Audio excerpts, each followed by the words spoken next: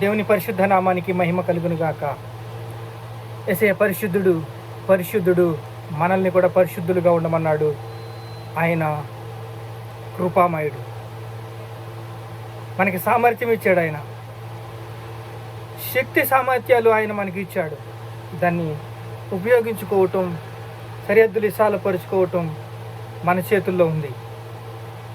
ఆయన మన కోసం ఎలా శ్రమించాడు, ఎలా శోధనలు జయించాడు, ఎలాగా ఆయన రెక్కల కింద కప్పుకున్నాడు, ఆయన ప్రభావం ఎలా మనకి శీవించాడు, ఆయన ప్రేమతో మనల్ని ఎలాగా కృప ఎంబడే కృపకి నడిపించాడు, ఆయన ఎంతగా మనల్ని ప్రేమిస్తున్నాడు అనే విషయాలు మనం నేర్చుకుందాం. హెబ్రీయులకు రాసిన పత్రిక 2వ అధ్యాయం 14వ వచనం చూసినట్లయితే, కాబట్టి పిల్లలు రక్త మాంసము గలవాడి, ఇదిగో నేనును నా దేవుడు నాకిచ్చిన పిల్లలును అని చెప్పుచున్నాడు. ఏమంటున్నాడండి? నేనును దేవుడు నాకు ఇచ్చిన పిల్లలను అని చెప్పుచున్నాడు. దేవుడు ఈ మానవ సృష్టిని ఆదాము అవ్వ చేతిలో పెడితే వాళ్ళు అపవాది చేతిలో పెట్టారు. ఆ రోజు నుంచి ఒక పూట భోజనం చేయాలంటే బానిసలుగా బ్రతకవలసి వచ్చింది. ఒక పూట ముద్ద కోసం రెక్కాడితేనే కానీ డొక్కాడని పరిస్థితులు తెచ్చుకున్నారు. అలాంటి పరిస్థితులు బానిసత్వంలోకి వాళ్ళు వెళ్ళిపోయారు. అలా వెళ్ళిపోయి అబద్ధమాడితేనే కానీ గడవని రోజు, బానిసలుగా జీవిస్తేనే కానీ వాళ్ళకి నడవని రోజు ఈ రోజు సంక్రమించుకుంది. దానికోసం ఆయన మనకు ఏం చేశాడో చూద్దాం. కాబట్టి పిల్లలు రక్త మాంసము గలవారైనందున ఆ ప్రకారమే మరణము యొక్క బలము గలవానికి, అనగా అపవాది మరణము ద్వారా నశింపజేయుటకు జీవితకాలమంతయు మరణ భయము చేత దాస్యములోనికి లోబడిన వారికి విడిపించుటకు ఆయన కూడా రక్త మాంసముల్లో పాలివాడాయను. ఆయన భూమి మీదకి ఎలా రావాల్సి వచ్చింది, ఎందుకు రావాల్సి వచ్చింది? మన దాసత్వంలోని మనం ఉన్నామని మనల్ని విడిపించడానికి ఆయన రావాల్సి వచ్చింది. రక్త మాంసములతో పాలివాడవలసి వచ్చింది. ఆయన రక్త మాంసములుగా పాలివాడై మనతో కూడా జీవించవలసి వచ్చింది.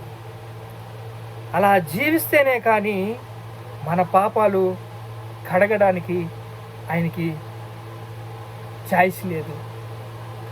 అందుకే ఆయన సజీవుడు కాబట్టి ఆయన వచ్చి మనకి రక్త మాంసములు గలవాడయ్యాడు. ఇప్పుడు చూడండి 18 చూడండి, ఇక్కడ 2వ అధ్యాయం హెబ్రీయులకు రాసిన పత్రిక 18వ వచనం. తాను శోధింపబడి శ్రమ పొందిన గనుక శోధింపబడిన వారిని సహాయం చేయగలవాడై ఉన్నాడు. శోధింపబడ్డాడు. ఈరోజు శోధన, ఉద్యోగంలో శోధన, వ్యాపారంలో శోధన,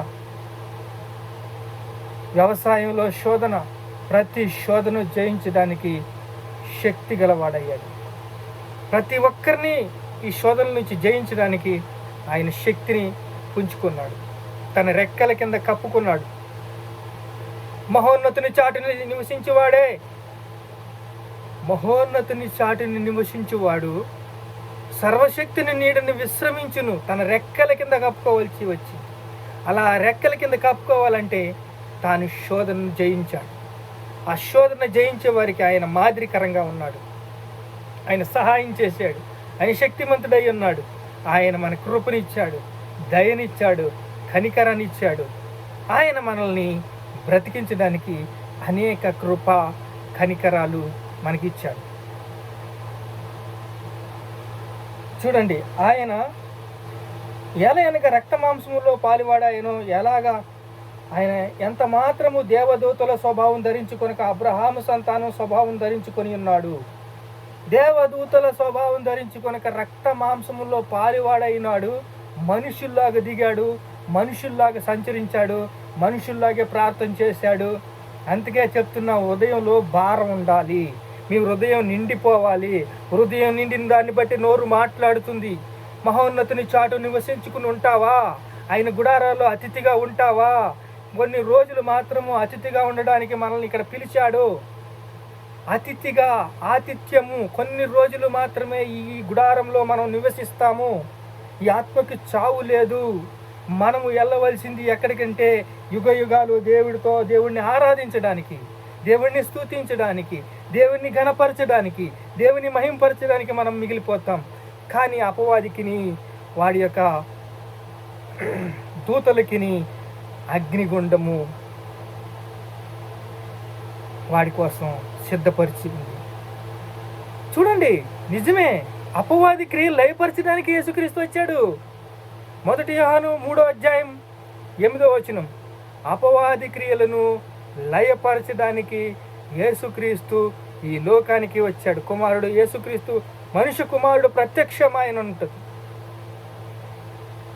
ఆయన స్వభావం, గొర్రె పిల్లక స్వభావం మీకు ఉండాలి. మీ హృదయము భారంతో నిండిపోవాలి. యేసుక్రీస్తులాగా మీరు ప్రార్థన చేసేలాగా మీరు ఉండాలి. చెమట రక్తంగా మార్చేలాగా మీరు ఉండాలి. ఎందుకంటే మహోన్నతుని చాటు నివసించు, మంచి చెయ్యి. మంచి చేసేవారికి ఆశీర్వాదం, చెడు చేసేవారికి తీర్పు ఉంది. ఆల్రెడీ తీర్పులో 3:16 చూస్తే, యోహాను సువార్త, మీరు దేవుని బిడ్డలు, దేవుని రూపంలో ధరించుకున్నవారు, కానీ మీరు దేవునికి విధేయులు అవ్వలేదా? యేసుక్రీస్తుకి విధేయులు అవ్వలేదా? మీరు లోబడలేదా? పట్టించుకోలేదా? లైట్గా తీసుకున్నారా? రేపొద్దున ఉంది నాయనా ఆ శిక్ష ఎలాంటిదో. నమ్మి బాప్తిసం పొందువాడు రక్షింపబడును, నమ్మని వానికి శిక్ష పడతాడు. యుగ యుగాలు ఈ ఆత్మకి చావు లేదు. ఈ ఆత్మ యుగ యుగాలు నరకలో కాలిపోవలసిందే. ఎన్ని రోజులు, ఎన్ని గంటలు, ఎంతో సమయం మనకి చెప్పలేదు. కానీ అక్కడ మనము 16 అధ్యాయం చూస్తే, ధనవంతుడి యొక్క లూకా సువార్త 16 అధ్యాయంలో పర్ఫెక్ట్గా రాసింది. దేవుడు జీవవాక్యం అండి ఇది. ఈ జీవవాక్యాన్ని మీరు ఎప్పుడైతే విధేయులవుతారో, ఆయనకి మీరు విధేయులవుతారో, సరెండర్ అవుతారో, ప్రార్థనకి లోబడతారో, తన రెక్కల కింద మిమ్మల్ని కప్పుతాడండి. మహోన్నతుని చాటు నివసించండి. చూడండి, ఆయన గుడారంలో అతిథిగా ఉండండి, నమ్మకంగా ఉండండి. నమ్మకమైన వానికి మెండైన దీవెనలు పొందుకోండి. మంచి చెయ్యండి. ఆశీర్వాదం కావాలా, శాపం కావాలా? దేవుడు అడుగుతున్నాడు. ఈరోజు మనిషి జీవితం భారభరితంగా మారిపోయింది. యేసు నామములో ప్రార్థన చేసి అనేక మందికి దారి చూపిస్తారో, అనేక మందితో మీరు వెళ్ళిపోతారో ఆలోచించుకోండి. రక్షణ చూడండి, యేసుక్రీస్తు నోటితో ఒప్పుకొని ఉదయం విశ్వసిస్తే మీరు రక్షించబడతారు. రోమీయులు రాసిన పత్రిక 10:9 పర్ఫెక్ట్గా చెప్తుంది. మీరు నోటితో ఒప్పుకోండి, హృదయం విశ్వసించండి, మనిషి కుమారుడు మృతుల్లో నుంచి లేచాడని నమ్మండి, విశ్వసించండి. దేవుని యొక్క ఉచితమైన కృప, కనికరంతో కూడిన ఆ యొక్క విందులోకి మీరు ఆహ్వానించండి. ఆయన సేవించండి, కృతజ్ఞతలై ఉండండి. ఆయన చెప్తున్నాడు, ఆయన సజీవంగా లేపబడ్డాడు. మీరు కూడా లేపబడతారు. మీరు కూడా దేవుని కృపను పొందుకుంటారు. సర్వశక్తిని నీడని విశ్రమించటం అంటే ఏమిటండి? విని విశ్వసించటమే. వినటం వల్ల విశ్వాసం వస్తుంది. ఆ విశ్వాసంలో ఎదిగి ఎదిగి ఎదిగి ఎదిగి ఆయన ఆరాధిస్తూ ఉంటే ఆయన కృపను పొందుకున్నట్టుగా మీరుంటారు. ప్రార్థన చేసుకుందాం. మహాపరిశుద్ధుడైన తండ్రి, తాను శోధింపబడి శ్రమ పొందును గనుక శోధింపబడిన వారికి సహాయము చేయగలవాడై ఉన్నాడు. అవును తండ్రి, ఎవరెవరు శోధనలో ఉన్నారో, ఎవరెవరు బాధల్లో ఉన్నారో, ఎవరెవరు కష్టాల్లో ఉన్నారో, ఎవరెవరు ఇబ్బందుల్లో ఉన్నారో అందరికీ సహాయం చేయగలవాడవయ్యా. స్తోత్రాలయ్యా. అయ్యా, మహోన్నతుని చాటు నివసించబడే సర్వశక్తి నీడును విశ్రమించునన్నావు. అవును తండ్రి, నీ గుడారంలో అతిథిగా ఉండి కట్టిన వాడేవాడు తండ్రి. ప్రభా నీ కృపలో మమ్మల్ని జ్ఞాపకం చేసుకున్నాము, బలపరిచావు, స్థిరపరిచావు, సిద్ధపరిచావు. నీ వాక్యంలో తండ్రి ప్రభా మమ్మల్ని నింపావు. నీకు స్తోత్రాలు స్తోత్రాలు, స్తుతి మహిమ ఘనత ప్రభావాలు యేసుక్రీస్తు నామములో చెల్లిస్తున్నావు తండ్రి. ఆమేన్.